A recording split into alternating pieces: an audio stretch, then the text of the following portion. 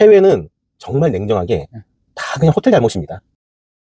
안녕하세요. 저 어디 다녀오시는 길이에요? 이제 또 어디 출발하시는 것 같은데? 아, 네. 그 다름 아니라 해외 OTA 도입을 좀 어려워하시는 호텔 대표님이 계셔가지고 네, 조금 전에 만나서 상담을 좀 도와드리고 지금 다른 이제 미팅으로 좀 이동하려고 주차장에 나와 있습니다. 아, 그래요? 그러면은 OTA 전문가분? 아, 네. 나름의 이제 좀 뭐 국내가 됐든 해외가 됐든 제가 전반적인 그런 사업들을 좀 하고 있습니다. 야, 오버부킹. 네. 자, 국내 OTA, 해외 OTA. 네. 자, 오버부킹 나는 경우가 있어요. 네네네. 종종? 네. 자주인가? 자주 쓰면 안 되는 얘기죠. 네. 뭐 자주 나면 장사 잘 되는 거라는 얘기겠죠. 네. 자, 근데, 오버부킹이 났을 때, 네. 경험이 없으신 분들은 굉장히 당황할 수밖에 없습니다. 비상이에요, 비상. 진짜 식은땀 날 수도 있어. 그렇죠. 네. 자, 이거 대처하는 방법, 자, 간단하게 꿀팁 좀 주세요. 꿀팁이라. 자, 우선 이제 우리가 플랫폼의 성격은 국내 OTA냐, 해외 OTA냐, 이 두 가지를 일단 이제 놓고 봐야 되는데요. 두 개가 대처 방법이 다르다? 다릅니다. 오케이. 궁금합니다. 예. 네, 일단 이제 대부분들은 그 두 가지를 동시에 운영하시는 경우들이 많으실 거예요. 보통은 이제 국내 OTA만 활용을 했을 때 오버부킹이 나는 경우들은 좀 적다고 좀 보셔야 될 것 같고요. 항상 이제 이 오버부킹에 대한 것들은 갑자기 툭 튀어나오는 해외 예약권 때문에 발생되는 경우들이 종종 있거든요. 해외 때문에. 네. 근데 사실 이제 우리가 오버부킹이란 게 평일 같은 경우에야 뭐 지역에 따라 좀 상이할 수는 있겠지만 만실이 되는 지역이 있고 대부분들은 좀 공실이 좀 어느 정도 도는 상태로 운영이 될 건데 대부분이 이제 주말 피크 때 한참 막 손님 몰려올 때 오버부킹 발생되면 이것도 해야 되고 저것도 해야 되고 바쁜 상황이다 보니까 그러니까 이제 그 당황스러움이 더 배가 되는 상황들이 좀 되는 경우들이 좀 있죠. 네, 일단 우리가 첫 번째로 먼저 알아야 될 것은 뭐냐면 국내 OTA 같은 경우엔 오전부터 새벽까지 한국인이 전화를 받아주는 고객센터가 이제 운영이 되고 있다 보니 소통에 대해서 내가 좀 자유롭게 일단 할 수 있는. 그럼 고객센터가 국내는 24시간? 아닙니다. 그 회사마다 좀 틀리긴 한데요. 네. 보통 뭐 오전 9시부터 뭐 새벽 2시냐 3시 새벽 정도까지. 2, 3시까지. 그 정도면 네. 커버가 되네. 네, 그 정도면 이제 내가 어차피 한국 사람이다 그렇죠, 보니까 그렇죠. 한국 사람이 전화를 받고 의사소통하는데 일단 문제가 크게 없습니다. 네. 네, 이제 다만 이제 해외 OTA 같은 경우엔 오전 9시부터 오후 6시까지. 칼퇴네? 네, 9 to 6가 아주 이제 잘 돼 있는 고객센터들인 건데, 근데 그 이후에도 소통이 안 되는 건 아닙니다. 근데 오전 9시부터 오후 6시까지는 한국인 직원이 받아주는, 상담사가 일단 이제 한국인이고요. 근데 그 이후 시간대는 외국인이 전화를 받습니다. 좀 궁금한 게 해외 OTA 콜센터는 전화는 잘 돼요? 네, 전화는 좀 그 고객센터가 한참 피크이거나 좀 바쁠 때는 약간은 연결되는 데 있어서 딜레이가 좀 되긴 하지만 계속 일단 전화기 들고 있다 보면 언젠가 이제 연결은 되긴 합니다. 무리에 막 이렇게 짜증나는 수준은 아닌 정도?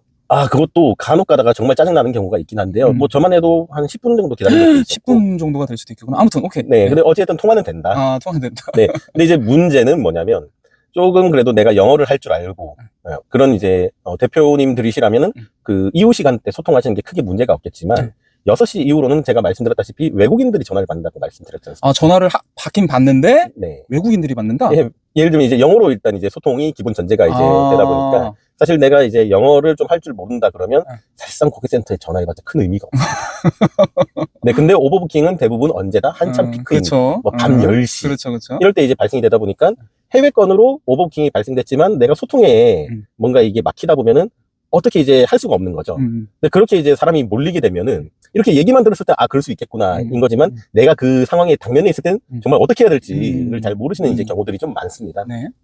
네, 그렇기 때문에 일단 내가 언어가 안 된다 치면은 6시 이후로는 좀 오버부킹을 해결할 수 있는 부분들이 좀 제한적인 거고요. 다만 이제 국내 같은 경우에도 오버부킹이 일단 이제 발생될 수가 있는 거니까. 예를 들어서 이게 나의 귀책 사유, 예를 들면 내가 캘린더 관리라든지 이런 것들을 잘못해서 발생된 예약권은 따지고 보면 다 내 잘못인 거지 않습니까? 혹은 나의 직원이라든지 우리 호텔 측이 이제 귀책 사유로 가는 경우가 많은데, 근데 대표님들 그 운영을 하시다 보면은 한 번씩 객실에서의 혹은 호텔 내에서의 뭔가 문제점들이 좀 생길 때가 있어요. 예를 들면 갑자기 뭐 수도가 터졌다라든지 아니면 뭐 그 객실에 대실 손님이 나왔는데 TV에 뭐 구멍이 나 있다라든지 뭐 이런 이제 혹은 정전이 났다라든지 천장에서 물이 떨어진다든지.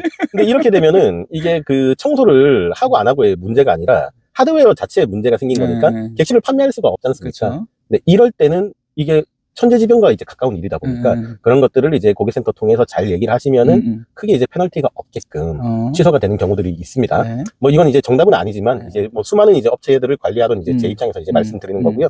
근데 다만 한국인이니까 소통이 쉽죠, 일단. 근데 이게 만약에 이제 내가 6시 이후로 혹은 6시 안에도 전화를 하면은 해외 방침과 국내 방침은 좀 다릅니다.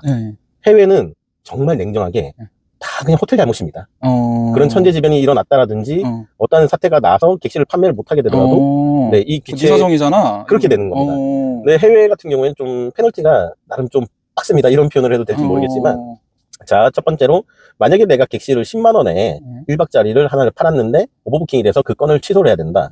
그러면 내가 10만 원을 도로 토를 해줘야 되는 상황과 더불어 그 투숙객이 주무실 수 있게끔 다른 호텔의 예약을 내가 좀 잡아준다라든지 이런 이제 비용이 좀 지출되는 그리고 좀 과정이 필요한 해결 방법들이 좀 존재하고 이게 거의 있습니다. 네. 공통인가요? 해외 호텔가? 대부분이 네. 네. 네가 책임져라. 네가 네. 실수했으니까. 네. 그래서 이제 그런 이제 어려운 점들이 좀 있다라고 봐주시면 되고요. 그래서 무조건 오버부킹은 안 나는 게 좋겠지만 네. 그래도 오버부킹이 발생이 된다면 해외에서 발생되는 것보단 국내에서 발생되는 것을 좀 예, 소원하시는 것이 좋지 않을까 싶습니다. 네. 그럼 국내 거는 고객센터에서 어쨌든 한국인 소통이 되니까는 좀 해결이 쉬운데 네. 페널티도 없고 중요한 건 그게 규칙 사유가 네, 맞습니다. 그게 아니면 근데 이제 고객센터에서도 되게 좀 힘들게 취소를 하는 경우가 많아요. 네. 왜 그러냐면 보통의 이제 대부분 고객들은 제가 왜요? 그렇죠. 왜 제가 다른 숙소를 예약을 해야 되죠?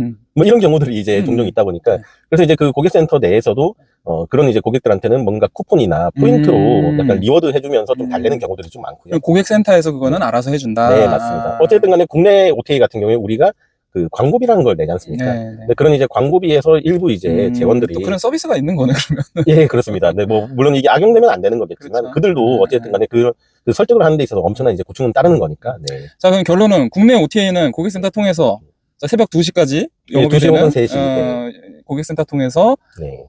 가능하고 해외 OTA는 빡시다. 네, 그렇습니다.